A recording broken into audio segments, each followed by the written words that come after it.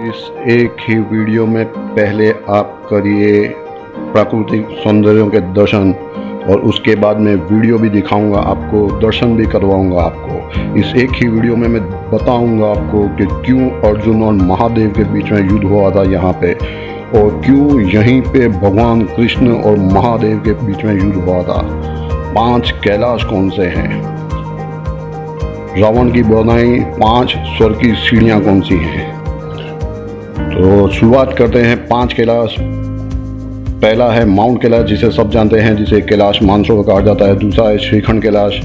तीसरा है मणिमहेश कैलाश। चौथा अभी जो आप देखेंगे किन्नौर कैलाश। और 5वां है आदि कैलाश। श्रीखंड कैलाश और मणिमहेश कैलाश की लिंक आपको डिस्क्रिप्शन बॉक्स में मिल जाएगी। माउंट कैलाश में जाने के लिए 1.5 से 2 लाख रुपए का खर्चा आता है, लेकिन वहीं यहाँ पे किन्नौर कैलाश आने के लिए आपको सिर्फ 6 से 7 हज़ार का खर्चा आएगा और सिर्फ 3 दिन में ही आपका ट्रैकिंग पूरा हो जाएगा। किन्नौर कैलाश को किन्नर इसलिए कहा जाता है क्योंकि किन्नर का मतलब होता है आधा ईश्वर। हिमाचल के बद्रीनाथ भी कहते हैं किन्नौर कैलाश को। 24,000 फीट की हाइट पे है किन्नौर कैलाश। जब मैं वहाँ पे गया था तो छाती की हार्ट बीट मैं खुद सुन सकता था, इतनी जोर से दिल धड़क रहा था। अगर और ज़्यादा दूरी पे होता तो शायद मैं दर्शन ना कर पाता, लेकिन सामने दिख रहा था किन्नौर कैलाश और मेरी मनोकामना पूरी हो गई। 40 बाई 16 फीट का है ये शिवलिंग, जिसका मैं आगे आपको दर्शन भी करवाऊँगा, वीडियो दिखाऊँगा। ये शिवलिंग दिन में 4 बार रंग बदलता है, वो भी आपको बाद में बताऊंगा।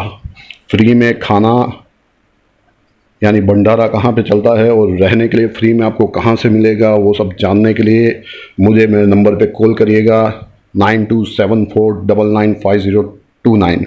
वीडियो पसंद आए तो शेयर, लाइक और सब्सक्राइब कर दीजिएगा। तो चलिए कथा सुनाता हूँ कि इसे स्वर्ग की सीढ़ी क्यों कहा जाता है। रावण जानता था कि राक्षस बहुत पापी होते हैं और वो चाहता था कि सारे राक्षस कुल वाले स्वर्ग में पहुँचे। तो रावण ने महादेव की तपस्या की और महादेव से वरदान मांगा, महादेव कुछ ऐसा उपाय बताइए जिसे आसानी से करने से कोई भी स्वर्ग तक पहुँच पाए। तो महादेव ने रावण से कहा कि तुझे 5 सीढ़ियाँ बनानी पड़ेंगी, जो भी वो सीढ़ियाँ चढ़ेगा वो स्वर्ग का अधिकारी हो जाएगा। तो पहली सीढ़ी आप गए होंगे लेकिन आपको मालूम नहीं होगा, पहली सीढ़ी है हरिद्वार, जिसे हर की पौड़ी के नाम से जाना जाता है। दूसरी है पौड़ी वाला मंदिर, जो कि अम्बाला के पास में है, उसका लिंक भी मैं आपको डिस्क्रिप्शन बॉक्स में दे दूँगा। तीसरा है चूड़ेश्वर महादेव, वो शिमला के पास में है। आप किन्नौर कैलाश आएंगे तो उससे पहले ही आएगा। चौथी स्वर्ग की सीढ़ी थी किन्नौर कैलाश। जी हाँ, यही चौथी स्वर्ग की सीढ़ी है। तो और 5वीं सीढ़ी रावण नहीं बना पाया क्योंकि महादेव ने उसे सुला दिया और 5वीं सीढ़ी नहीं बनी। लेकिन आज कलयुग में जो ये 4 सीढ़ियाँ चढ़ता है, माना जाता है उसका मोक्ष नक्की है और स्वर्ग नक्की है।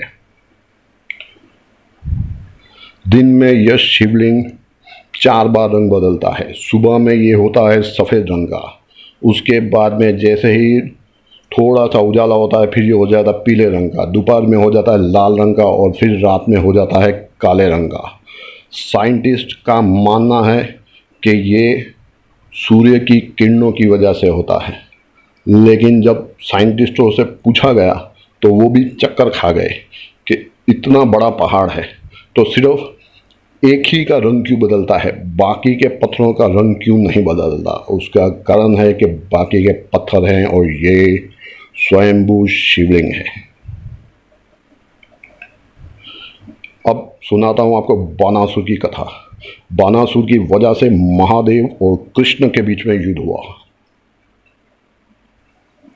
बानासुर ने यहीं पे पूजा की थी, यहीं पे पूजा करके उसने वरदान पाया था महादेव से, क्योंकि उसने वरदान मांगा था अमृत के लिए कि उसे कोई मार ना सके, लेकिन वो तो नहीं दिया जा सकता था।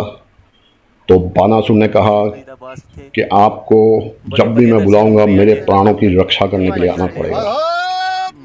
तो एक बार बानासुर बानासुर यानी भक्त प्रहलाद का वंशज और महादेव का बड़ा भक्त, उसकी लड़की को पसंद आ गए भगवान कृष्ण के पोते अनिरुद्ध। भगवान कृष्ण के लड़के का नाम है प्रद्युम्न और उनके लड़के का नाम अनिरुद्ध, यानी भगवान कृष्ण के पोते।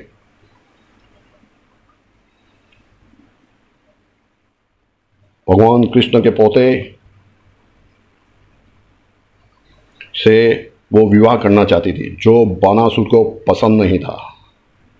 यहाँ पे हवाएं इतनी तेज हैं कि अगर आप 11 बजे से 12 बजे के बाद आएंगे तो इंसान उड़ भी सकता है। तो 11 बजे से पहले आपको दर्शन करके वापस लौट जाना पड़ता है। तो बानासुर की बेटी शादी करना चाहती थी भगवान कृष्ण के पोते से, जो बानासुर नहीं चाहता था। तो कृष्ण भगवान और बानासुर के बीच में युद्ध हुआ। तब भगवान कृष्ण ने सुदर्शन चक्र चलाया। तो बानासुर को बचाने के लिए वरदान के हिसाब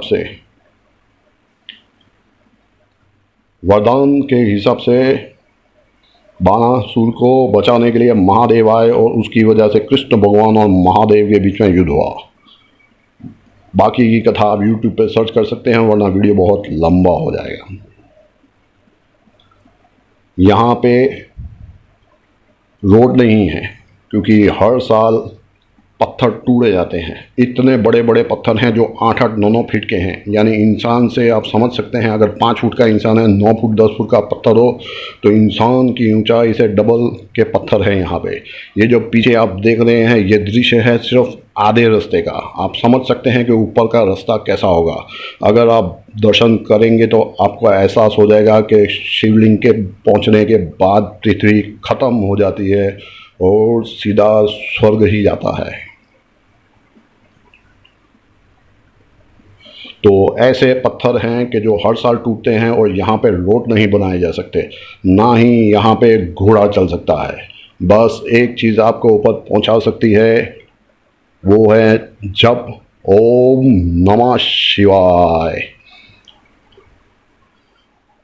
लेकिन देखने वाली बात यह है कि हर साल पत्थर टूटते हैं, 8-8, 9-9 फुट के पत्थर टूट जाते हैं, लेकिन ये जो शिवलिंग है ये सीधे का सीधा ही खड़ा रहता है। कि जो 40 फीट लंबा शिवलिंग है ये ऐसे का ऐसा ही खड़ा रहता है। ये कभी भी इधर से उधर नहीं ला और दिन में 4 बार इसका रंग बदलता है।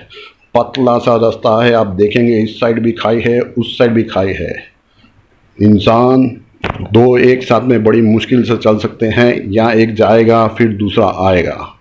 और 12 बजे के बाद तो इतनी तेज़ हवाएं होती हैं कि इंसान उड़ जाए। जाने से पहले आपको ये नदी क्रॉस करके जाना पड़ता है। अर्जुन और महादेव का युद्ध भी इसी जगह पे हुआ था। अर्जुन अज्ञातवास में सिद्धियां प्राप्त करने के लिए गया था।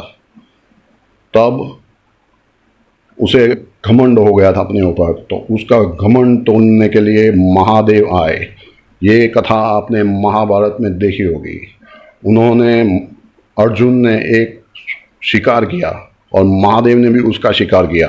अर्जुन ने कहा ये मेरा शिकार है, महादेव ने कहा ये मेरा है, और बाद में जब लड़ाई हुई तो अर्जुन हार गए। तो अर्जुन ने कहा मुझे कोई साधारण इंसान नहीं हरा सकता, आप कौन है? तो महादेव ने यहीं पे दर्शन दिए थे अर्जुन को।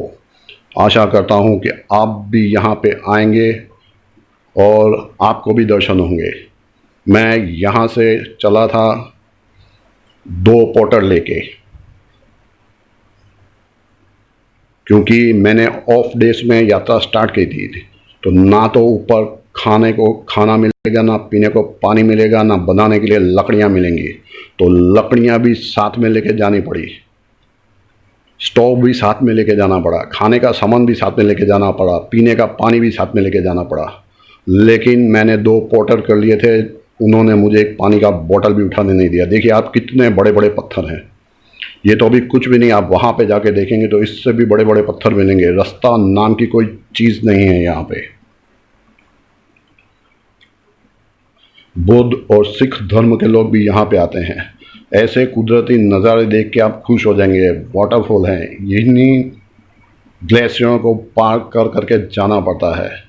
अगर आप कुदरती सौंदर्य के आशिक हैं तो यहीं पे स्वर्ग है।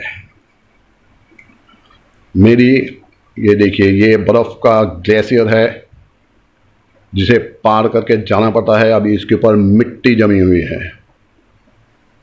ये है गौरी कुंड, आधे रास्ते में आता है, यहीं से आखिरी में पानी मिलेगा। इसके बाद एक पानी की बूंद भी नहीं मिलेगी। गौरी कुंड के दर्शन करिए और यहीं से पानी भर के लेकर जाइएगा। गवर्नमेंट जब यात्रा की अनुमति दे, मेरी गुजारिश है उसी समय पे ही आप यात्रा करें, क्योंकि ये यात्रा इतनी हार्ड है कि यहाँ घोड़े भी नहीं चल सकते और यहाँ पे मौसम कभी भी ख़राब हो सकता है। 2019 में तो यात्रा रद्द कर दी गई थी। तो कोई रेस्क्यू टीम आपको नहीं मिलेगी अगर आप ऑफ टाइम में जाएंगे। तो हर हर महादेव। तो रेस्क्यू टीम वाले भी आके आपको नहीं बचा पाएंगे अगर आप ऑफ दिनों में जाएंगे। किसी की बातों में आके शॉर्टकट वाले रास्तों से मत जाइएगा और ना ही कभी यात्रा की ऑफ सीजन में जाइएगा,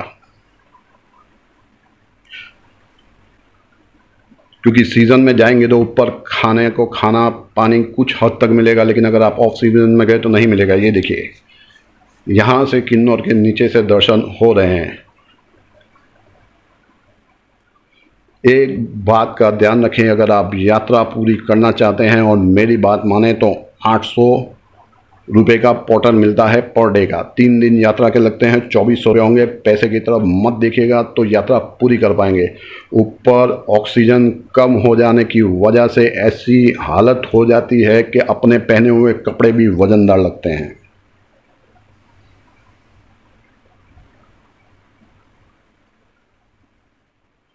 सबसे पहले आपको पोवारी पहुंचना पड़ेगा। वहां से जैसे अभी आपने आगे वीडियो में देखा तो सतलुज नदी को पार करके जाना पड़ता है।